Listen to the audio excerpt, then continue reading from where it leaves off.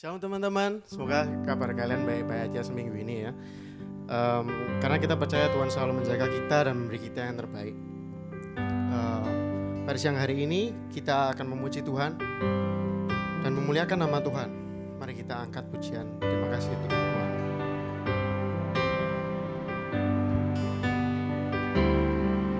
Terima kasih Tuhan untuk kasih setiamu yang ku alami dalam hidupku.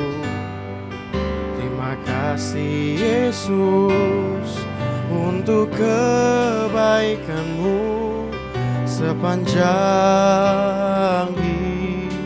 hidupku. Terima kasih Tuhan untuk kasih setiamu yang ku alami dalam hidupku. Terima kasih Yesus untuk kebaikanmu sepanjang hidupku. Terima kasih Yesusku buat anugerah yang kau beri, sebab hari ini Tuhan adakan syukur bagimu.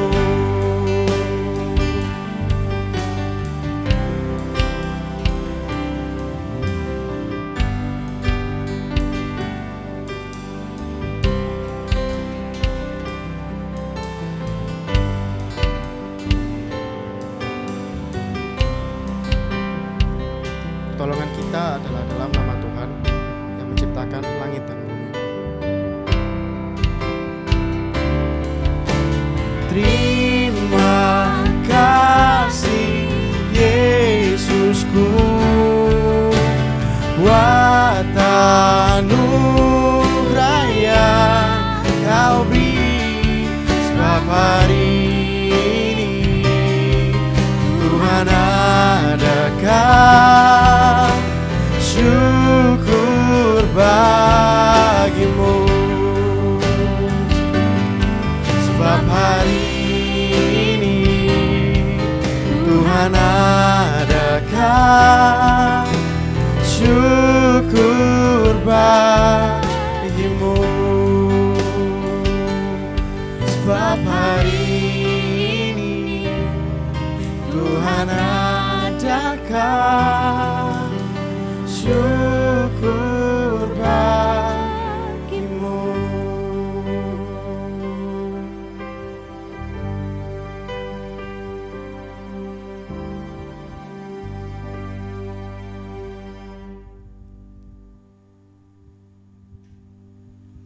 Seminggu ini mungkin kita dipenuhi oleh rasa takut, khawatir, karena memang di Surabaya sudah mulai ada pembatasan sosial ya.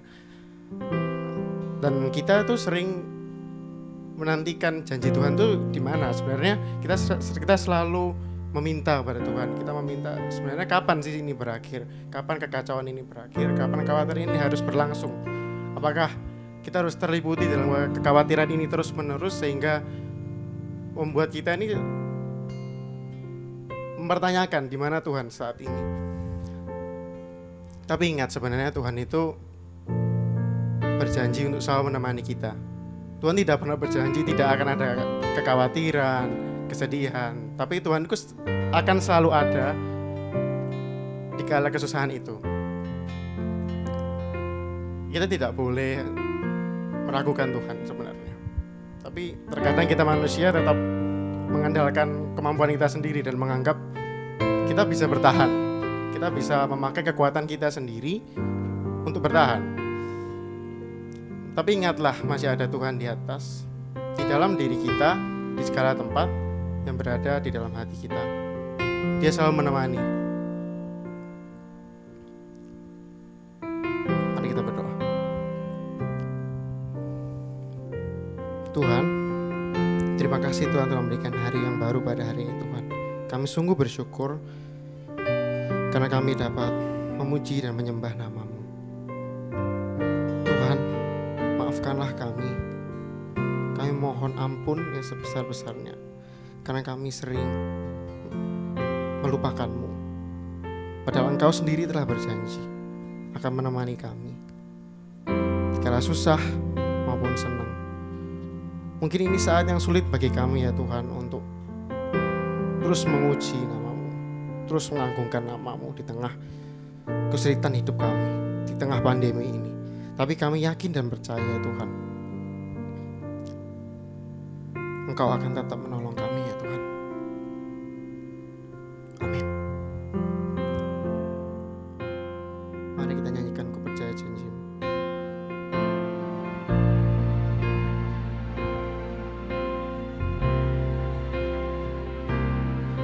Saat ku hancur hati, ku datang padamu. Kau beri kekuatan dan beri penghiburan. Saat tak seorang pun dapat ku andalkan, Kau yang memberi jalan, Kau yang menuntunku. Saat ku tak mengerti dalam hidup ini, namun firman-Mu selalu menerangiku. Engkau yang buatku kuat lewati semua. Engkau pertolonganku, tempat harapanku. Tuhan, ku percaya janji-Mu dalam hidupku. Kau beri kemenangan Tuhan. Kau selalu setia di dalam hidupku.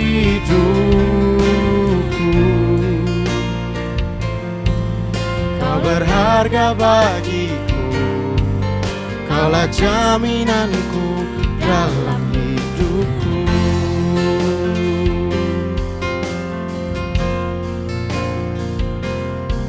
Saat ku tak mengerti dalam hidup ini, namun firman-Mu selalu menerangiku. Engkau yang buatku kuat lewati semua. Engkau pertolonganku, tempat harapanku. Tuhan, ku percaya janji-Mu dalam hidupku. Kau beri kemenangan Tuhan. Kau selalu setia di dalam hidupku.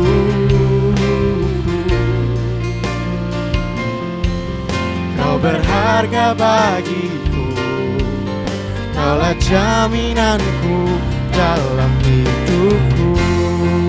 Oh Tuhan, ku percaya janji-Mu dalam hidupku. Kau beri kemenangan Tuhan. Kau selalu setia di dalam hidupku. Kau berharga bagiku, Kaulah jaminanku dalam hidupku. Kau berharga bagiku, Kaulah jaminanku dalam hidupku.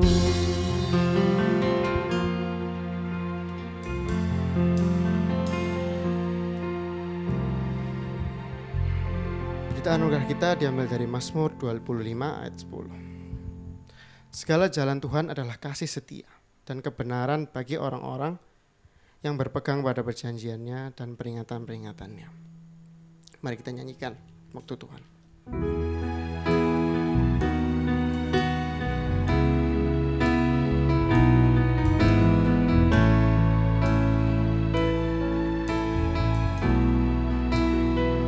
Bila kau izinkan sesuatu terjadi,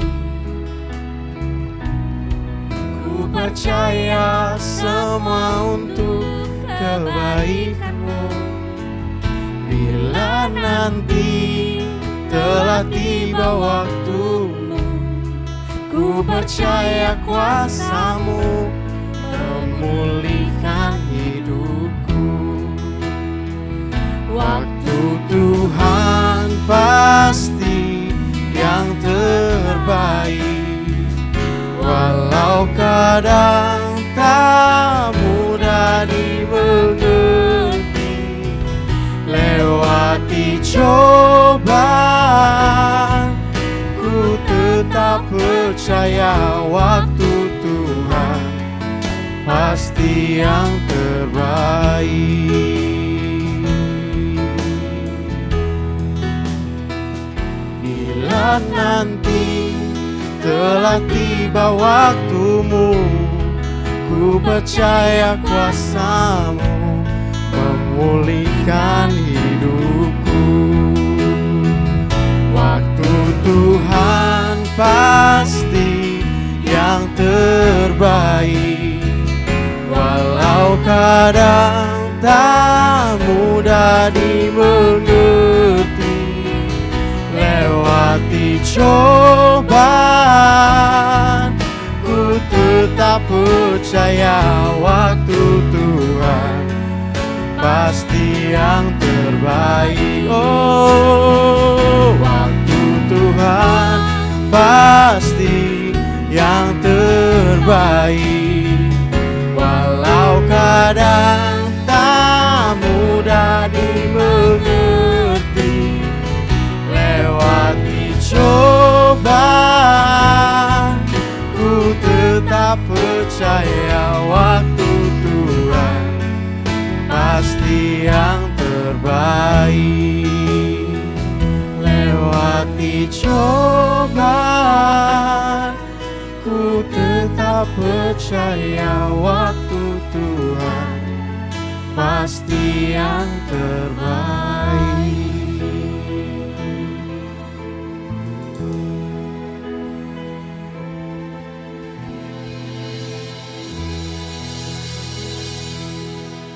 Mari sebelum membaca beberapa bagian firman Tuhan, kita berdoa bersama.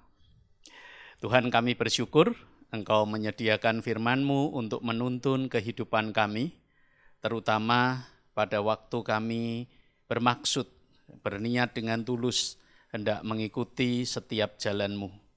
Terutama pada waktu kami sadar bahwa ada janji-janji yang baik dan penting untuk hidup kami, yang harus kami tunggu, sekaligus kami jalani sebagai proses kehidupan kami, terutama sebagai orang-orang muda yang hendak terus mengerjakan maksud dan rencana-Mu di dalam hidup kami.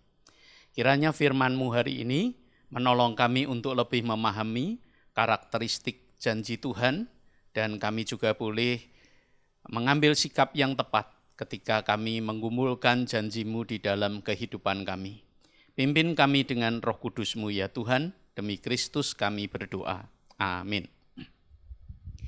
Kita akan membaca beberapa bagian firman Tuhan dari kitab Kejadian. Pertama kita baca Kejadian pasal 12 ayat 2 dan 3. Dan nanti kita lanjutkan Kejadian 21 ayat yang pertama sampai dengan ayat yang ke-7. Satu lagi dari Perjanjian Baru dari surat Ibrani pasal 11 ayat yang ke-11. Nanti kita akan baca di akhir dari khotbah ini. Saya bacakan bagi teman-teman sekalian Kejadian 12 ayat 2 dan 3. Aku akan membuat engkau menjadi bangsa yang besar dan memberkati engkau serta membuat namamu masyhur dan engkau akan menjadi berkat. Aku akan memberkati orang-orang yang memberkati engkau dan mengutuk orang-orang yang mengutuk engkau. Dan olehmu semua kaum di muka bumi akan mendapat berkat. Itu adalah janji Tuhan kepada Abraham. Kita akan melihat Kejadian pasal 21 ayat 1 sampai dengan 7, di mana di sana tercatat bagaimana janji tersebut digenapi oleh Tuhan melalui kelahiran Ishak. Kejadian 21 ayat 1 sampai dengan 7. Tuhan memperhatikan Sarah seperti yang difirmankannya, dan Tuhan melakukan kepada Sarah seperti yang dijanjikannya. Maka mengandunglah Sarah, lalu ia melahirkan seorang anak laki-laki bagi Abraham di masa tuanya, pada waktu yang telah ditetapkan sesuai dengan firman Allah kepadanya. Abraham menamai anaknya yang baru lahir itu Ishak, yang dilahirkan Sarah baginya. Kemudian Abraham menyunat Ishak anaknya itu ketika berumur 8 hari, seperti yang diperintahkan Allah kepadanya. Adapun Abraham berumur 100 tahun ketika Ishak anaknya lahir baginya. Berkatalah Sarah, Allah telah membuat aku tertawa. Setiap orang yang mendengarnya akan tertawa karena aku. Lagi katanya, siapakah tadinya yang dapat mengatakan kepada Abraham, Sarah menyusui anak? Namun aku telah melahirkan seorang anak laki-laki baginya pada masa tuanya. Demikianlah firman Tuhan. Kita berbahagia dan bersukacita kalau kita melakukan firman Tuhan di dalam kehidupan kita setiap hari. Nah, teman-teman sekalian, tema kita Kutagih Janjimu itu tema yang menarik. Terutama karena kita, atau mungkin kita pernah mendengar orang-orang di sekitar kita, beberapa kali kita mendengar mereka menagih janji Tuhan, atau dengan istilah lain mengklaim apa yang Tuhan janjikan di dalam firman-Nya. Saudara, tentu sebagian dari kita pernah bertanya, saya pernah mendengar beberapa orang mempertanyakan, boleh enggak sih kita menagih janji Tuhan, mengklaim apa yang Tuhan janjikan melalui firman-Nya? Tentu saja saudara, bukan sesuatu yang salah, boleh-boleh saja. Kalau kita tahu bahwa Tuhan berjanji kepada kita, lalu kita meminta Tuhan untuk memenuhi janjinya, apakah itu salah? Kalau dari sudut manusia, saudara, tentu itu wajar. Kita meminta supaya orang yang berjanji kepada kita untuk memenuhi janjinya. Tetapi saudara, sebelum kita bilang boleh dan kita melakukannya, justru tema hari ini menjadi penting. Karena kita perlu mengerti karakteristik janji Tuhan itu seperti apa. Dan karena itulah saudara, kalau kita sudah paham, kita juga akan tahu ya seperti apa seharusnya kita menyikapi janji Tuhan itu. Nah, saya mengajak kita melihat satu orang tokoh yang bernama Charles Spurgeon. Dia adalah seorang pengkhotbah pada tahun 1834 sampai 1832. Sudah mungkin sebagian dari kita bertanya, Pak kok kuno banget gitu ya, lama banget ya, jadul ya. Ya kalau dari satu sisi jadul saudara ya, tapi istilah yang lebih baik atau lebih tepat dari jadul adalah klasik. Saudara, Charles Spurgeon adalah pengkhotbah yang khotbahnya menjadi khotbah-khotbah yang klasik ya, karena dia pengkhotbah yang diakui seluruh dunia sampai sekarang saudara, boleh dikatakan khotbah-khotbahnya itu timeless ya, tidak karat oleh waktu. Salah satu kutipan yang hendak saya ajak kita mengingatnya adalah kutipan yang terkait dengan janji Allah, yang terutama terkait dengan doa. Di sana, di dalam layar saya akan bacakan bagi saudara, the best praying man is the man who is most believingly familiar with the promises of God. Seorang pendoa sangat mungkin adalah seorang yang sangat familiar, sangat akrab dengan janji-janji Allah. Pada akhirnya, after all, prayer is nothing but taking God's promises to him and saying to him, do as you has said. Pada akhirnya, saudara, doa tidak lain adalah mengambil janji-janji Allah itu bagi dia dan berkata kepada Tuhan, jadilah seperti apa yang engkau katakan. Prayer is the promise utilized. doa adalah janji yang digunakan atau dimanfaatkan. A prayer which is not based on a promise has no true foundation. Satu doa yang tidak didasari pada satu janji, dalam hal ini janji Allah, adalah doa yang tidak mendasar.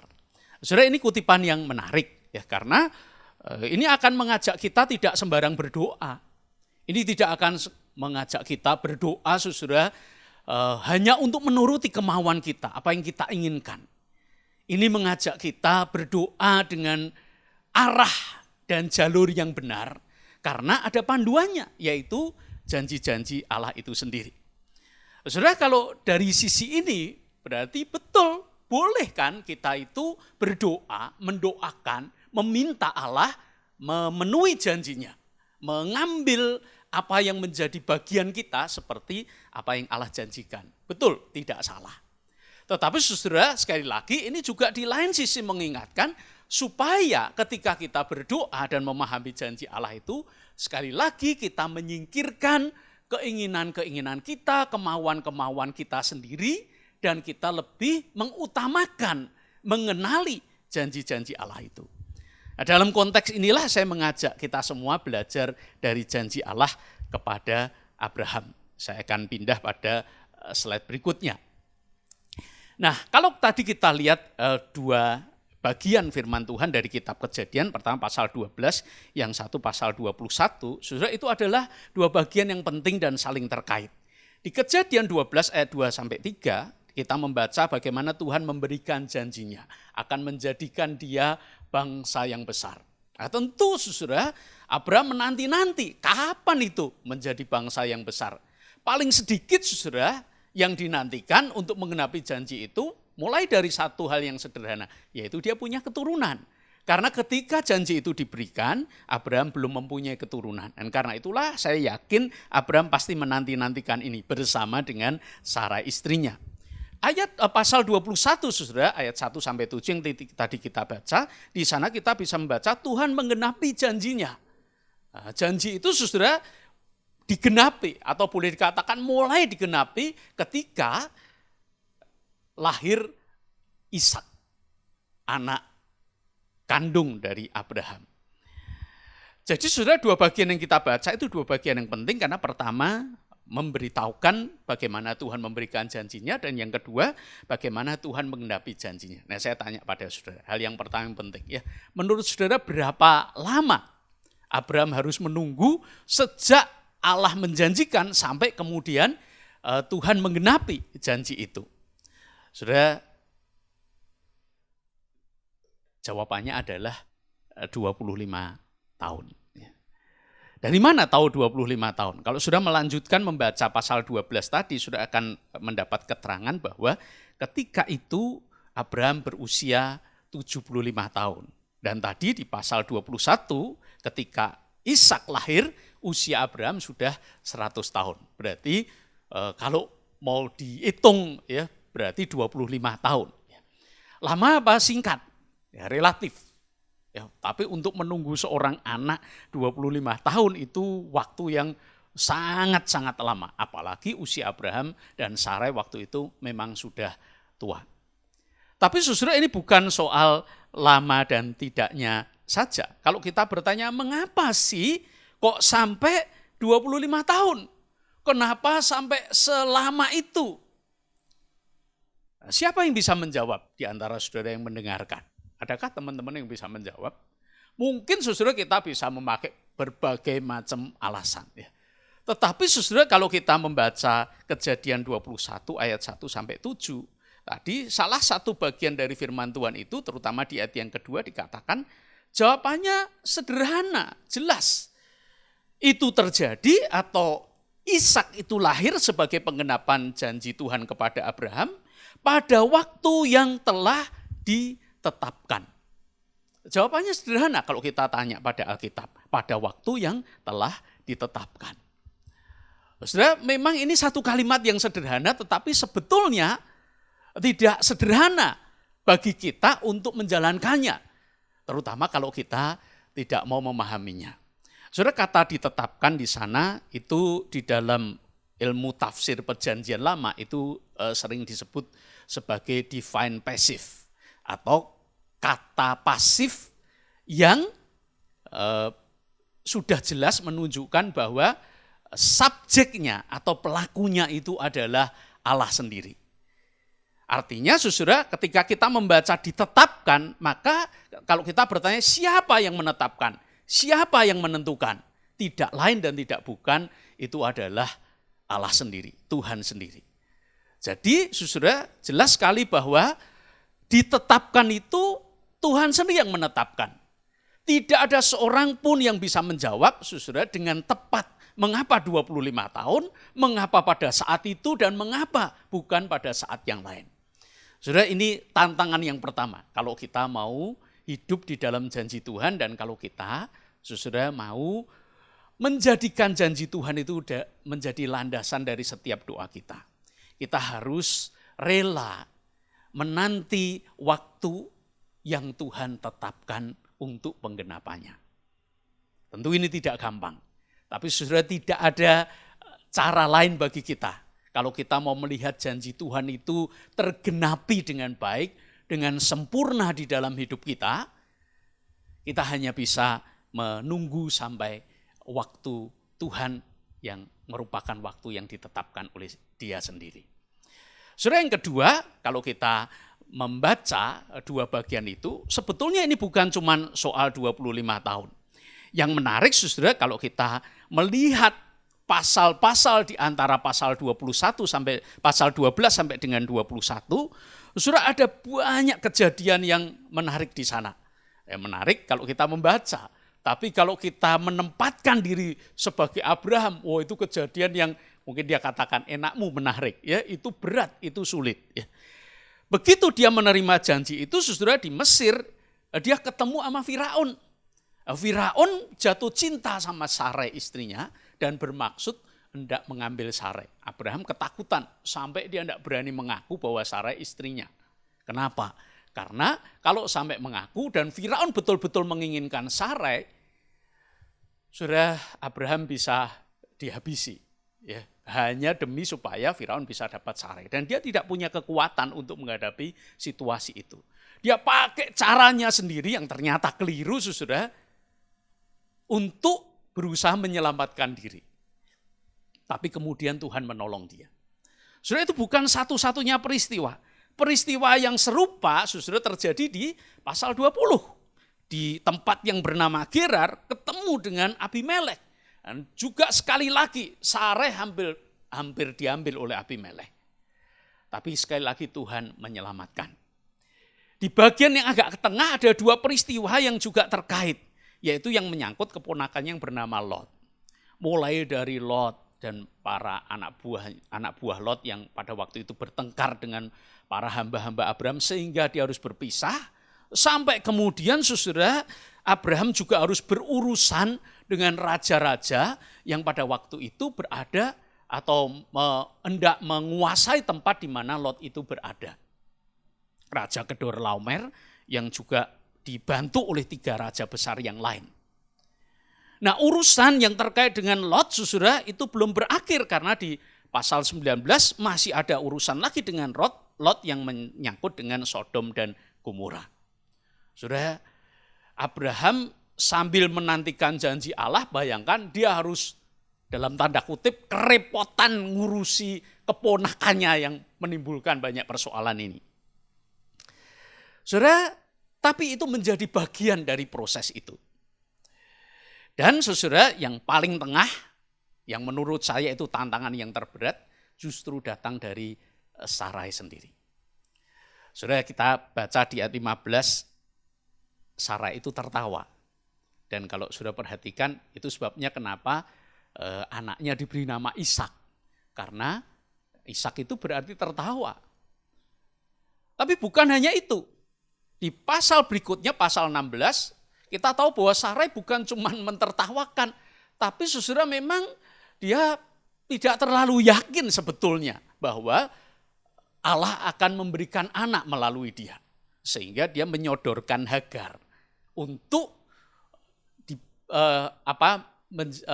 menjadi alat supaya Abraham punya keturunan, walaupun itu bukan anak kandung dari Sarai. Artinya saudara, sebetulnya orang-orang di sekitar Abraham, situasi di sekitar dia, termasuk Sarai istrinya sendiri, tidak terlalu mendukung Abraham di dalam menanti janji ini. Bahkan boleh dikatakan sudah mempersulit, merepotkan, membuat dia semakin sukar untuk berjalan, menapaki proses ketika dia menunggu janji Tuhan ini. Tapi saudara, di sisi lain justru kita melihat bahwa ketika itu pula Tuhan meneguhkan janjinya berulang kali melalui penyelamatan yang dilakukan, dan yang paling fenomenal adalah melalui sunat di pasal 17 dan 18. Seakan-akan melalui itu Tuhan berkata bahwa apapun yang terjadi di sekitarmu, ya, walaupun orang-orang di sekitarmu, situasi di sekitarmu itu kelihatan tidak mendukung, tapi aku akan tetap mengerjakan janjiku. Janjiku tidak bisa dikalahkan oleh itu semua. Dan karena itulah saudara, perlu di dalam hal ini kita melihat satu hal yang penting. Bahwa rupanya cara Tuhan menggenapi janjinya itu tidak selalu sama dengan apa yang kita pikirkan. Kita memikirkan apa yang kita lihat di sekitar kita. Cara berpikir kita dipengaruhi oleh itu, dipengaruhi juga oleh orang-orang di sekitar kita. Itu sangat mempengaruhi kita. Kita juga berpikir dengan pengalaman kita. Tetapi persoalannya saudara, semua acuan berpikir kita yang biasa kita pakai itu tidak mencukupi kalau kita mau menunggu janji Tuhan dan menyediakan diri supaya Tuhan itu bekerja sesuai dengan cara dan kehendaknya. Nyatanya itulah yang terjadi. Tuhan itu menggenapi janjinya sesuai dengan cara yang dikehendakinya. Kalau waktu tadi kita tidak bisa mempertanyakan dan mungkin tidak akan pernah bisa menjelaskan mengapa 25 tahun, kecuali hanya ngitung saja 10 kurangi 75 sama dengan 25, cukup selesai. Tapi soal cara saudara, kita tambah lagi bingung karena seringkali cara yang Tuhan pakai itu sepertinya mungkin siksak atau kadang berputar-putar sampai kemudian dia betul-betul menggenapi janjinya. Saudara, disitulah kita melihat ada dua hal penting sebetulnya. Di antara Tuhan berjanji dan di antara penggenapan janjinya ada dua hal penting, yaitu pertama kedaulatan Allah. Allah adalah Allah yang berdaulat, dialah satu-satunya yang berhak menentukan kapan menggenapi janjinya dan bagaimana cara dia menggenapi janjinya. Tapi hal yang kedua yang juga penting yang kita tidak boleh lewatkan adalah kesetiaan Allah. Sudah lihat di tengah pergumulan Abraham seperti itu, kita boleh melihat bagaimana kesetiaan Allah itu makin lama makin diteguhkan. Nah, tadi kalau saya mengajak sudah melihat peristiwa-peristiwa yang terjadi itu seperti anak tangga, saudara, sebetulnya itu adalah cara khas Ibrani untuk orang-orang Ibrani untuk menunjukkan mana yang bagian yang terpenting. Bagian yang terpenting adalah ketika Abraham menghadapi pergumulan yang terpenting terkait dengan Sarai istrinya, tapi juga ketika Tuhan meneguhkan dengan cara yang terpenting, yaitu melalui sunat. Karena itulah di pasal 7 tadi kita membaca, teman-teman, bahwa begitu Ishak lahir maka dia disunatkan. Meneguhkan bahwa kelahiran Ishak ini menjadi bagian yang tidak terpisahkan dari kesetiaan Allah menggenapi janjinya. Nah, saya mau cerita sedikit ya. Saya sering membeli satu buku dari salah satu penjual buku atau penjual online ya. Mungkin sudah tahu apa yang saya maksudkan kalau lihat gambar di sana ya. Saya barusan dapat email ini ya. Nah, di email itu saudara ada satu yang menarik ya. Karena begini saudara, saya memesan buku pada waktu itu dan di sana saya dijanjikan bahwa saya akan mendapatkan harga yang termurah dari waktu yang saya pesan itu sampai dengan waktu dia mengirimkan buku itu. Ya, jadi saya harus menunggu karena waktu itu bukunya belum terbit. Saya pesen satu buku yang judulnya Connection, A Lectionary Commentary for Preaching and Worship. Nah, yang menarik adalah ternyata memang ada selisih harga. Saya mendapat harga yang lebih murah. Karena itulah saudara, email ini memberitahu bahwa saya mendapat refund atau pengembalian dana. Tapi yang menarik saudara, kalau saudara baca berapa dana yang dikembalikan saudara? Cuma 0,01 US dollar. Selisihnya cuma 0,01. Ya waktu saya kasih tahu istri saya, dananya dikembaliin ini berapa? 0,01. Dia kaget, cuma segitu diurus gitu ya. Di situ tertulis ya, reason for refund, pre-order price protection. Jadi ketika dia berjanji untuk melindungi saya pada waktu saya melakukan pre-order, saudara, dia memproteksi janji saya. Janjinya itu diproteksi untuk saya. Karena itulah walaupun itu cuman angkanya kecil, nampaknya sepele, tapi ini bukan soal angka. Ya, si penjual ini mempertahankan kredibilitasnya, kepercayaan saya kepada dia, dan kepercayaan semua orang yang mempercayai dia. Sehingga ini bukan cuma urusan 0,01 US, tidak. Yang kalau dirupiahkan itu cuma berapa saudara ya, 115 rupiah saja. Tapi saudara ini soal kredibilitas. Soal apakah dia bisa diandalkan atau tidak. Saudara, kalau demi bisnis duniawi ya, ada penjual yang bisa bersikap seperti itu ya. Bisnisnya Tuhan itu jauh lebih besar. Urusan Tuhan dengan dunia, dengan saya dan saudara jauh lebih besar dari itu semua. Rencana dan bisnis Tuhan itu lebih agung. Karena itulah saya mengajak saudara bersama-sama membaca Ibrani 11 ayat 11. Mari kita baca bersama-sama dengan suara. Mari kita baca Ibrani 11 ayat 11. 1, 2, 3. Karena iman, ia juga dan Sarah beroleh kekuatan untuk menurunkan anak cucu walaupun usianya sudah lewat, karena ia menganggap dia yang memberikan janji itu setia. Amin. Saat teduh buat kita semua. Tuhan Yesus menggenapi janjinya dengan caranya sendiri. Dan kita tidak perlu mempertanyakan kapan waktunya, kita hanya harus menikmati prosesnya. Karena Tuhan pasti menggenapi janjinya. Mungkin dengan cara yang kita tidak tahu. Mungkin cara yang ekstrim, mungkin untuk cara yang simple, atau cara yang gampang, atau mungkin dari orang-orang yang kita tidak kenal, kita tidak sangka akan dari mereka. Tapi terlebih lagi kita itu milik Tuhan. Tuhan pasti akan memelihara kita semua. Itu milikmu.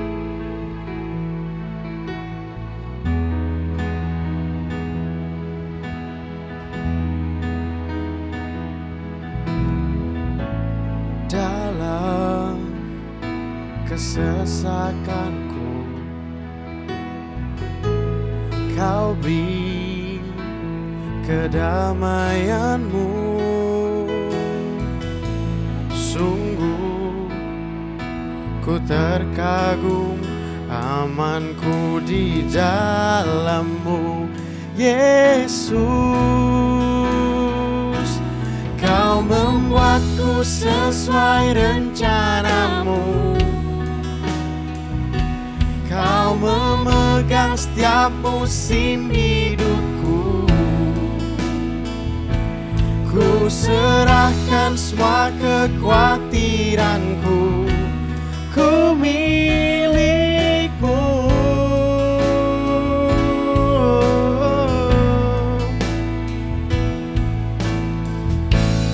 Karena pengorbanan-Mu,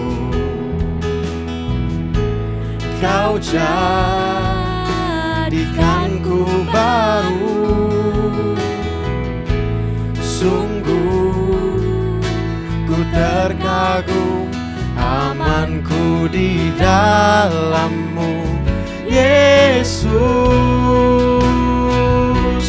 Kau membuatku sesuai rencana-Mu. Kau memegang setiap musim hidupku. Ku serahkan semua kekhawatiranku ke milik-Mu.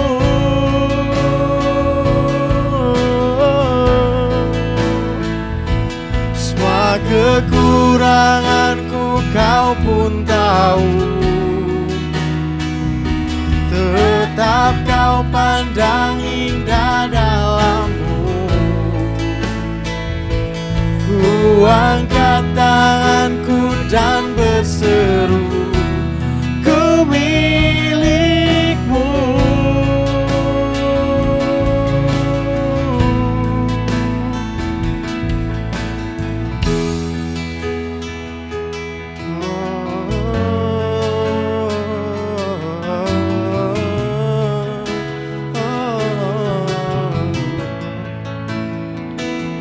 I am yours now forever. In your grace I surrender. You are mine now forever. I'm alive in your wonder. I am yours now forever. In your grace I surrender. You are mine now forever. I'm alive in your wonder. Kau membuatku sesuai rencana-Mu. Kau memegang setiap musim hidupku. Ku serahkan semua kekhawatiranku ke milik-Mu.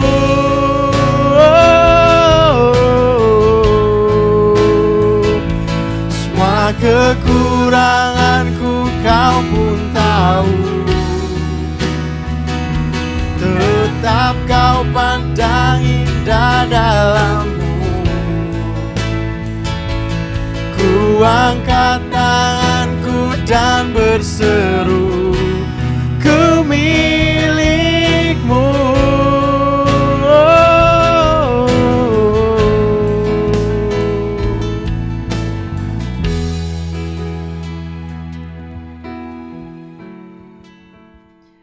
Tuhan, kami bersyukur karena Engkau mempunyai rencana yang terbaik dalam kehidupan kami masing-masing.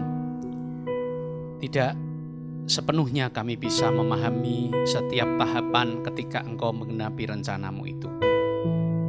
Tidak selalu kami sabar menanti ya Tuhan. Karena itu tolonglah kami, kuatkanlah kami, mampukan kami, agar kami dapat terus menjalani seluruh proses yang harus kami hadapi. Sementara Engkau menentukan waktu dan cara-Mu yang terbaik untuk kami. Terima kasih Tuhan, kami berdoa supaya setiap kami yang saat ini sedang menantikan dan mengumpulkan janji-janji Tuhan di dalam hidup kami boleh mengalami kesetiaan-Mu yang nyata, yang menguatkan kami untuk menghadapi semua prosesnya. Demi Kristus kami berdoa. Amin. Bagi umat Tuhan yang ada di rumah, marilah bersama-sama kita bangkit berdiri. Dan marilah dengan sikap berdiri yang sempurna, bersama dengan umat Allah di masa lalu, masa kini, dan masa depan. Marilah kita mengingat pengakuan iman pada baptisan kita, menurut pengakuan iman rasuli yang berbunyi demikian. Aku percaya kepada Allah, Bapa yang Maha Kuasa, Khalik langit dan bumi, dan kepada Yesus Kristus, Anaknya yang tunggal, Tuhan kita, yang dikandung daripada Roh Kudus, lahir dari anak darah Maria, yang menderita sengsara di bawah pemerintahan Pontius Pilatus, disalibkan, mati, dan dikuburkan, turun ke dalam kerajaan maut. Pada hari yang ketiga, bangkit pula dari antara orang mati, naik ke surga, duduk sebelah kanan Allah, Bapa yang Maha Kuasa, dan dari sana ia akan datang untuk menghakimi orang yang hidup dan yang mati.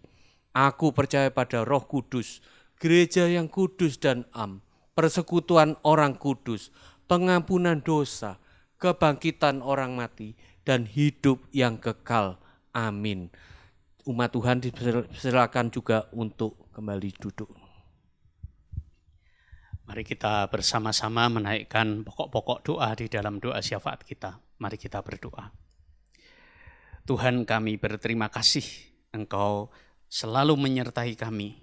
Kami percaya dalam situasi yang kami hadapi sekarang ini, di tengah upaya pemerintah kami Indonesia dan juga seluruh dunia untuk menghadapi wabah penyakit virus COVID-19, Tuhan, Engkau tidak tinggal diam. Engkau menyertai kami dan Engkau campur tangan di dalam setiap upaya kami.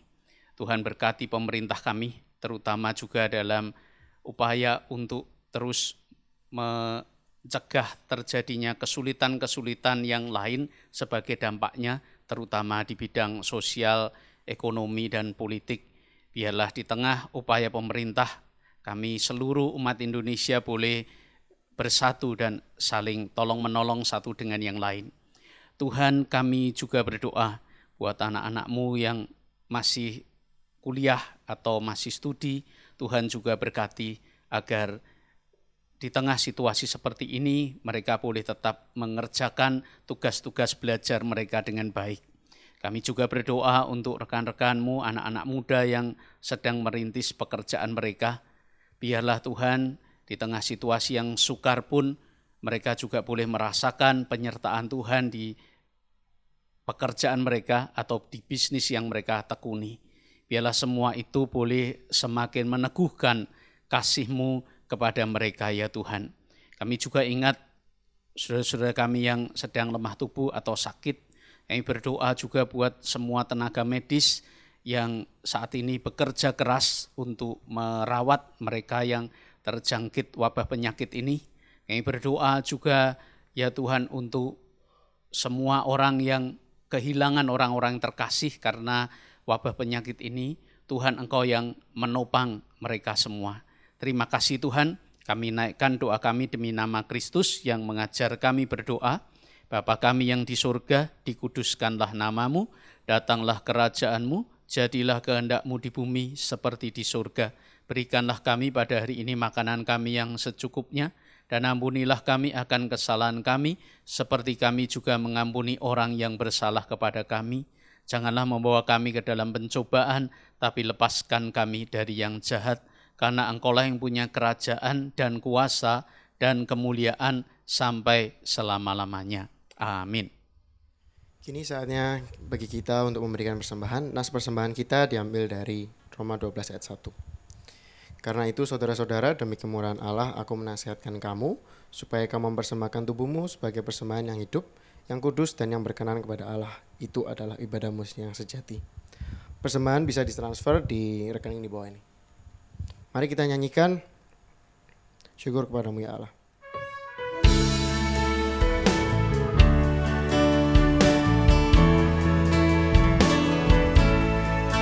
Syukur padamu ya Allah atas segala rahmat-Mu.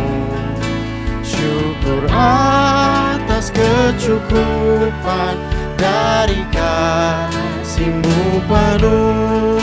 Syukur atas pekerjaan walau tubuh pun lemah. Syukur atas kasih sayang dari sana dan teman.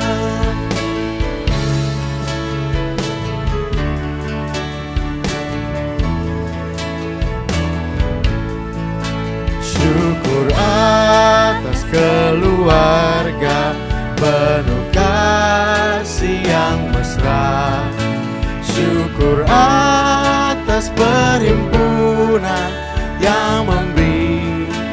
sejahtera. Syukur atas kekuatan kala duka dan kesal. Syukur atas pengharapan kini dan selamanya. Syukur atas pengharapan kini dan selamanya.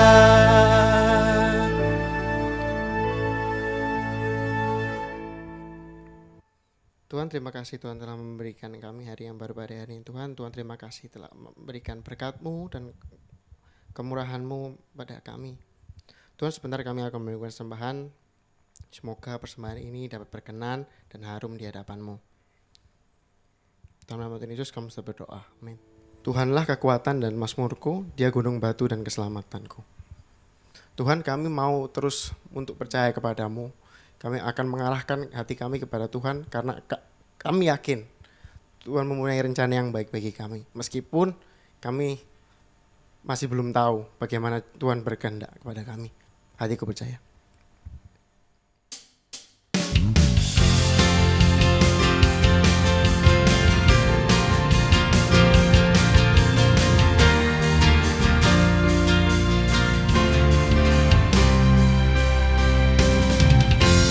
Tuhanlah kekuatan dan mazmurku, Dia gunung batu dan keselamatanku. Hanya padamu hatiku percaya, Kaulah menara dan kota perlindungan. Ku mau selalu bersyukur sebab cintamu padaku takkan pernah berubah. Hatiku percaya walau bumi bergoncang, gunung-gunung beranjak, namun kasih setiamu tak pergi dariku.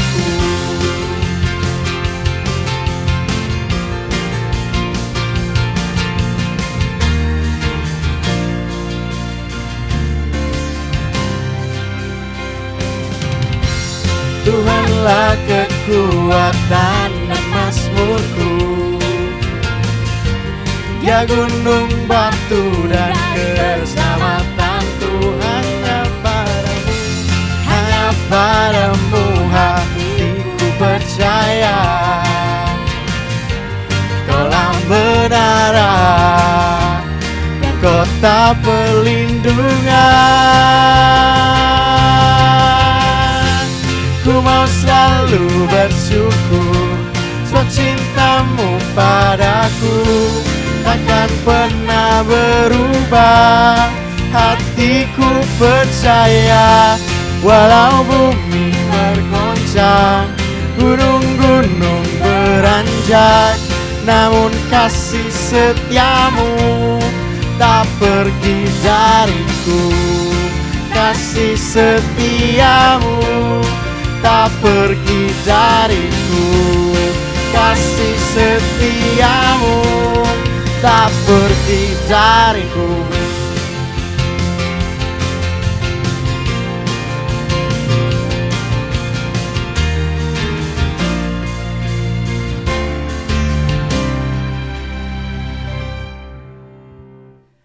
Mari kita mengarahkan hati kita kepada Tuhan dan menerima berkat-Nya. Tuhan memberkati engkau dan melindungi engkau.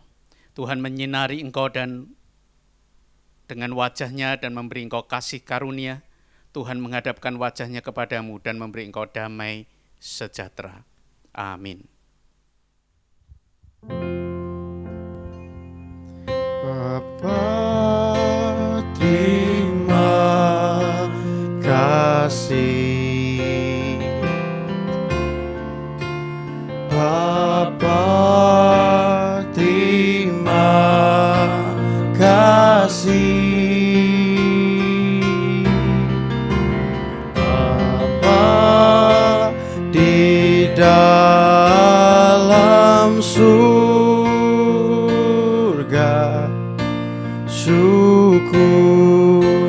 Terima